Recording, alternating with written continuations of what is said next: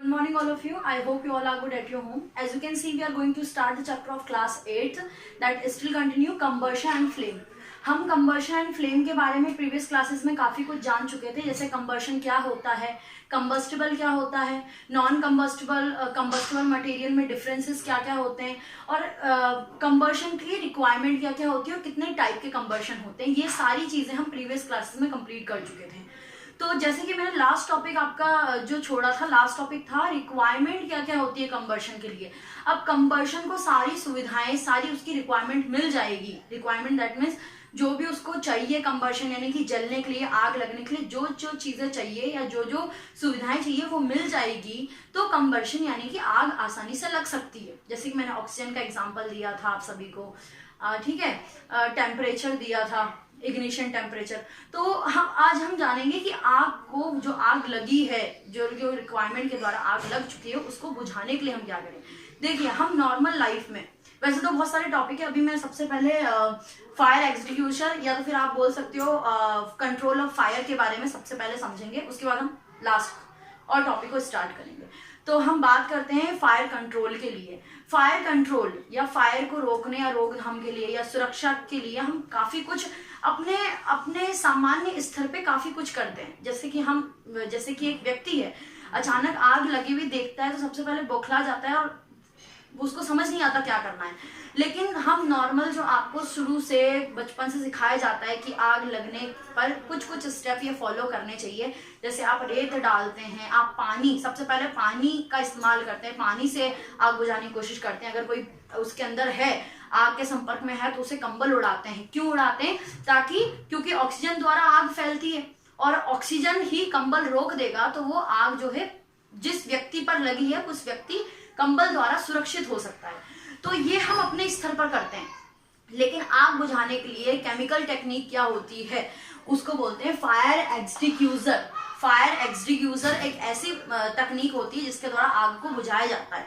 अब ये क्या होता है, एक डेफिनेशन के थ्रू समझ लेते हैं कि फायर एक्सटिंग्विशर आखिर क्या होता है। It is a portable device, ये लेके जाने आने योग्य डिवाइस होता है, पोर्टेबल डिवाइस होता है। Okay, it is a portable device that consists of cylindrical pressure vessel containing an agent which can be discharged to the fire। एक आपका फायर एक्सटिंग्विशर एक ऐसा पोर्टेबल डिवाइस होता है जो कि क्या कंसिस्ट करता है, वो कंसिस्ट मतलब कि उसके अंदर होता क्या है, क्या कंसिस्ट करता है, वो एक सिलेंड्रिकल प्रेशर वेसल को कंसिस्ट करता है। जैसे कि मैं अगर ड्रॉ करके बताऊं आप सभी को, इतनी जगह तो नहीं है बट मैं कोशिश करती हूँ। जैसे कि ये सिलेंड्रिकल, मैंने एक, आपने देखा होगा हॉस्पिटलों में कुछ ऐसी, जैसे बैंक में, हॉस्पिटल में, स्कूल में, ये आपको दिख जाएंगे। इस तरीके का सिलेंडर आकार का होता है। इसके अंदर की गतिविधि आपको बता रही हूँ। एक सिलेंड्रिकल डिवाइस होता है इसके अंदर, जो कि आपको ऊपर से तो आपको लाल लाल नजर आ रहा है क्योंकि सिलेंडर है। मैं सिलेंडर के अंदर का ये दिखा रही हूँ आपको। तो सिलेंडर के अंदर क्या होता है, एक consist of cylindrical pressure vessels, इसी के अंदर एक consist of cylindrical pressure vessel होता है जो कि क्या कंटेन करता है, एन एजेंट को कंटेन करता है। अब आप जब सीनियर क्लासेस में जाएंगे तब आप जानेंगे उस एजेंट में कौन कौन से केमिकल जो है वो मिले होते हैं जिसके द्वारा आग को बुझता है। एक तो कार्बन डाइऑक्साइड ही है, वो जो मैं अभी आपको समझाऊंगी। तो उसके अंदर एक एजेंट होता है which can be discharge to fire, जो कि फायर को दूर यानी कि रोकने में काम करता है। ओके, तो आपको समझना सिर्फ इतना सिंपल सा है कि जो फायर एक्सटिंग्विशर जिसकी मैं अभी बात कर रही हूँ, वो एक ऐसा, उसके अंदर, वो तो बेसिकली सिलेंड्रिकल है ही, उसके अंदर एक ऐसा आपका, आप बोल सकते हो कि सिलेंड्रिकल प्रेशर वेसल्स होता है जो कि क्या कंटेन करता है। ओके, ये सिलेंड्रिकल प्रेशर वेसल्स है, वो क्या कंटेन करता है, एजेंट को कंटेन करता है। एक एजेंट को कंटेन करता है that can be discharge to fire, जो कि फायर को रोकने में या उसको दूर करने में आपकी मदद करता है। ओके, जैसे आप स्प्रे करते हैं। हेयर कार्बन डाइऑक्साइड, यहाँ इस सिलेंडर के अंदर here carbon dioxide work and the extinguisher which block the air from the flame.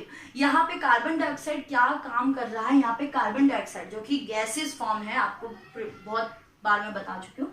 Carbon dioxide work as the extinguisher. Carbon dioxide जो है एज ए एक्सटिंग्विशर यानी बुझाने का काम करता है। अब वो कैसे बुझाता है carbon dioxide, which block the air, वो एयर को, एयर जो है आपकी हवा उसको ब्लॉक कर देता है फ्रॉम द फ्लेम, फ्लेम से उसकी हवा को ब्लॉक कर देता है। तो इस तरह जो कार्बन डाइऑक्साइड है एज ए एक्सटिंग्विशर वर्क करता है सिलेंडर के अंदर। तो अब हमने देख लिया कि आग अगर लग जाए तो उसको किस किस प्रकार से हम बुझा सकते हैं, खत्म कर सकते हैं। अब हम जानेंगे फ्लेम के बारे में कि आखिर फ्लेम क्या होता है। तो flame is the zone of combustion of gases substance, that means कोई भी सब्सटेंस है, गैसेस सब्सटेंस है, वो जलने के बाद जो उत्पन्न करती है वो फ्लेम यानी कि आग। अगर साधारण शब्दों में इसको कहें तो इसको हम आग कहेंगे, ठीक है। तो फ्लेम क्या है, फ्लेम क्या है, flame is the zone, flame वो जोन है ऑफ कंबर्शन, कंबर्शन की यानी कि जलने की वो जोन है फ्लेम ऑफ गैसेस सब्सटेंस, जो सब्सटेंस है, जो भी सब्सटेंस जल रहा है गैसेस फॉर्म में, जलने के दौरान जो उत्पन्न हो रही है फ्लेम, उसको आग यानी कि फ्लेम कहा जाता है। अब हम जैसे कि मुझे अगर आग का स्ट्रक्चर आपको करना है तो मैं आग का स्ट्रक्चर तो बताऊंगी नहीं, मैं एक मोमबत्ती की मदद से आपको फायर की लेयर्स को बताऊंगी कि फायर्स की कौन कौन सी लेयर होती है। ओके, फायर की लेयर एक कैंडल की मदद से, जैसे कि आप ये चीज आप घर में प्रैक्टिकल करके देख सकते हो, लेकिन अपने बड़ों की मौजूदगी में प्रैक्टिकल करें। प्रैक्टिकल कुछ नहीं है, बस आपको कैंडल को जला के उसको गौर से देखना है और मेरी इन बातों को याद करना है कि मैम ने क्या क्या पढ़ाया था। तो मैंने कैंडल का यहाँ पे स्ट्रक्चर दिख रहा होगा, आई होप आपको स्ट्रक्चर क्लियर दिख रहा हो। तो कैंडल का स्ट्रक्चर है, इस स्ट्रक्चर को समझने से पहले हम ये समझ लेते हैं, इसको भी मैं एक बार बोल देती हूँ ताकि आपको दिक्कत ना हो। ये जो सबसे पहली आउटर मोस्ट लेयर, ये पढ़ा देती हूँ फिर मैं इसको क्लियर करवा दूंगी। आउटर मोस्ट लेयर, ये जो ऊपर की लेयर, ये जो ब्लू कलर की, मैंने ब्लू कलर दिया है इसको, तो ब्लू कलर की जो लेयर दिख रही है इसको आउटर मोस्ट लेयर कहा जाता है। यहाँ पे मैंने लिखा भी है आपको, ये लिख रहा है आउटर मोस्ट लेयर, ये ब्लू कलर की सबसे ऊपर की। जब आप कैंडल को जलाते हैं तो उसको जरा गंभीरता से देखें तो आपको ऊपर ना नीला कलर का दिखाई देगा, नीला कलर नजर आएगा जलने की रोशनी के दौरान। थोड़ा ब्लैंक दिखता है, फिर ऊपर सबसे ऊपर नीला कलर दिखता है। तो नीला कलर जो है वो आउटर मोस्ट लेयर कहलाता है और ये आपका फेंटली विजिबल होता है। फेंटली मतलब अस्पष्ट विजिबल होता है, बिल्कुल स्पष्ट नहीं होता। जितना जैसे मोमबत्ती आप जला रहे हो तो जितना येलो कलर या जितना ऑरेंज कलर दिखेगा उतना आपको ब्लू कलर नहीं दिखेगा, ठीक है। इसलिए उसको कहा जाता है फेंटली विजिबल होता है, यानी कि अस्पष्ट विजिबल होता है ये, ठीक है। ये मैं आउटर लेयर की बात कर रही हूँ, ध्यान रखना सबसे ऊपरी जो लेयर है उसकी बात यहाँ पर की जा रही है। सबसे पहली लेयर आउटर मोस्ट लेयर जो होती है वो फेंटली विजिबल होती है, मतलब अस्पष्ट दिखती है। ट्रांसपेरेंट होती है, मतलब उसके आर पार बड़ी आसानी से देख सकते हैं, ट्रांसपेरेंट है वो लेयर। ब्लू इन कलर, और ये देखिए कि जिस तरीके से मैंने इसको कलर दिया है ये ब्लू इन कलर, किस कलर की होती है, ब्लू कलर की होती है। हॉटेस्ट जोन कहा जाता है। ये चीजों को ध्यान से रखना है आपको, मैंने ये बहुत सिंपल वे में आपके लिए कंटेंट तैयार किया है ताकि आपको कोई दिक्कत ना हो। तो सबसे ऊपरी लेयर अगर कोई भी पूछे तो वो कौन सी होती है, वो आपकी आउटर मोस्ट लेयर कहा जाता है या नॉन ल्यूमिनियस लेयर कहा जाता है। नॉन ल्यूमिनियस मतलब ना चमकने वाला, ठीक है, नॉन ल्यूमिनियस, इतना नहीं चमकता जितना आपका ये येलो वाला चमकता है, वो मैं अभी आपको क्लियर करूंगी। अभी आपको ध्यान ही रखना है कि आपकी जो सबसे ऊपर वाली लेयर है वो ब्लू कलर की होती है, नॉन ल्यूमिनियस होती है और आपकी ट्रांसपेरेंट होती है। ओके, ट्रांसपेरेंट होती है, आर पार दिखता है, ब्लू कलर की होती है। सबसे पहली कौन सी होती है, ब्लू कलर की होती है। हॉटेस्ट जोन में गिनी जाती है, हॉटेस्ट जोन होता है सबसे ऊपर वाला जो होता है उसका कैसा होता है, हॉटेस्ट जोन होता है, गर्म जोन होता है। नॉन ल्यूमिनियस होता है, ना चमकदार होता है, नॉन ल्यूमिनियस होता है। ये आपकी सबसे ऊपर वाली परत की मैंने बात कर ली, मेन टॉपिक यहाँ पे करना है। नेक्स्ट की अगर बात करें तो इससे जस्ट इस वाली परत पे आते हैं, जो आप ये परत मैंने आप सबके लिए कलर से करी है, ऑरेंज और येलो कलर मिक्स करके। तो आई होप ये आपको शो हो रहा हो। तो ये जो है ये आपकी किस कलर में होती है, येलो कलर की होती है, ध्यान रखना है किस कलर की, येलो कलर की होती है। इसको येलो कलर जोन भी कहा जाता है। वेयर इज इन हाँ, एक चीज और बताना चाहूंगी, इसके अंदर कंप्लीट कंबर्शन होता है, कंप्लीट कंबर्शन होता है। और अगर मैं सेकंड लेयर की बात करूं, नेक्स्ट लेयर जो मैं अभी पढ़ा रही हूँ, वो लेयर के अंदर इनकम्प्लीट कंबर्शन होता है। मैंने कंबर्शन तो आपको समझा ही रखा है, कंबर्शन क्या है, जलना। तो इनकम्प्लीट कंबर्शन होता है इसके अंदर। Where incomplete combustion due to incomplete combustion होता है क्योंकि उसकी ऑक्सीजन की मात्रा पूरी नहीं मिलती। देखिए मैं एक बात इसको दोबारा क्लियर कर देती हूँ आपको। ये जो ऊपर की लेयर है उसमें कंप्लीट कंबर्शन होता है क्योंकि देखिए अगर सपोज कीजिए कि आपको कुछ चीज जलानी है, जैसे कि मैंने यहाँ पे कागज की एक परत रख दी, कागज की परत मतलब 1 2 3 4 5 कागज रख दिए, तो मैं सबसे ऊपर जो कागज है उधर कैंडल दिखाऊंगी तो सबसे ऊपर वाली परत जलेगी, फिर उसके नीचे वाली परत जलेगी। तो सबसे ऊपर वाली परत क्यों आसानी से सबसे पहले जलेगी, क्योंकि उसमें ऑक्सीजन की मात्रा पहले पहुंचेगी। तो सबसे ऊपर वाली परत जो है इसके अंदर वो कंप्लीट कंबर्शन होता है क्योंकि उसके अंदर अधिक मात्रा में अच्छी प्रकार से ऑक्सीजन की मात्रा मिल पाती है। वही हम सेकंड की बात करते हैं, जो मैं सेकंड लेयर पढ़ा रही हूँ, वहाँ इनकम्प्लीट कंबर्शन होता है। इनकम्प्लीट कंबर्शन क्यों होता है? ड्यू टू इनसफिशिएंट ऑक्सीजन, क्योंकि उसमें ऑक्सीजन की मात्रा जो है वो उतनी नहीं मिलती जितनी की फर्स्ट लेयर को मिलेगी। ओके, तो सेकंड लेयर इनसफिशिएंट ऑक्सीजन की वजह से उसकी जो इनकम्प्लीट कंबर्शन होता है, कंबर्शन पूरा नहीं होता है, और ये रेड हॉट के नाम से भी जानी जाती है। ओके, रेड, आप जब मोमबत्ती देखेंगे तो उसमें आपको विभिन्न प्रकार के 3-4 कलर नजर आएंगे, लेकिन बेसिकली वो 3 कलर ही होते हैं, ब्लू, ब्लैक एंड येलो।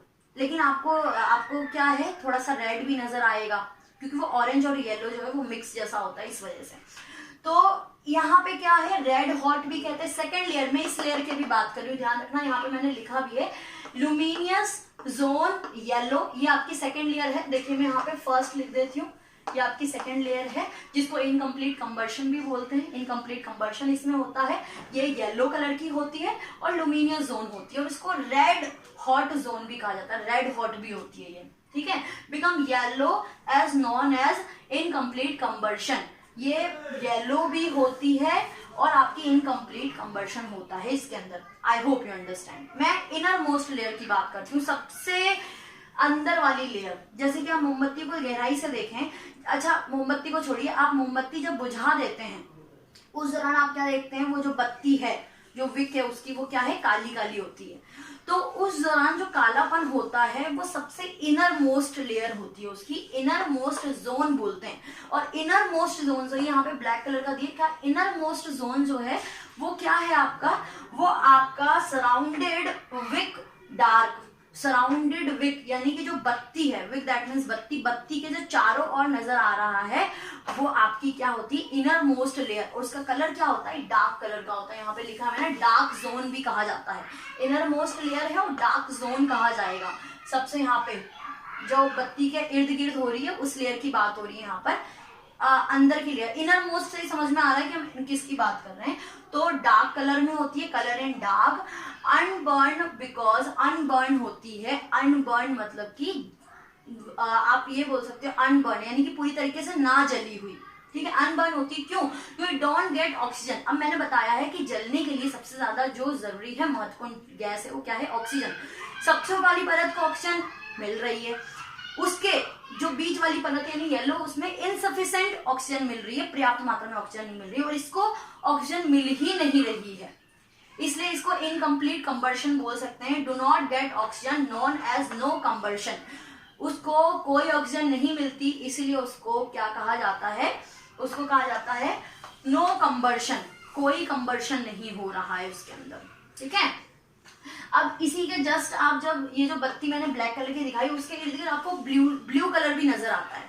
इसको आप एक बार कैंडल को देख सकते हैं, या कोई आप नेट से इमेज निकाल के भी देख सकते हैं। तो इसके जस्ट जो ब्लैक मैंने आपको बताया, इसके जस्ट ऊपर जो है, यानी कि जो विक है आपकी, बत्ती है, बत्ती के इर्द गिर्द जो है कालापन है, कालापन के ऊपर ब्लू जोन भी होता है, जो कि इनकम्प्लीट कंबर्शन कहा जाता है। आई होप ये कैंडल का जो स्ट्रक्चर है वो आपको पूरी तरह समझ में आया होगा। अब नेक्स्ट टॉपिक में हम फ्यूल्स के बारे में बात करेंगे। फ्यूल्स कितने प्रकार के होते हैं, सॉलिड, लिक्विड, कौन कौन से फ्यूल्स होते हैं और हमारे लिए कौन से हानिकारक होते हैं।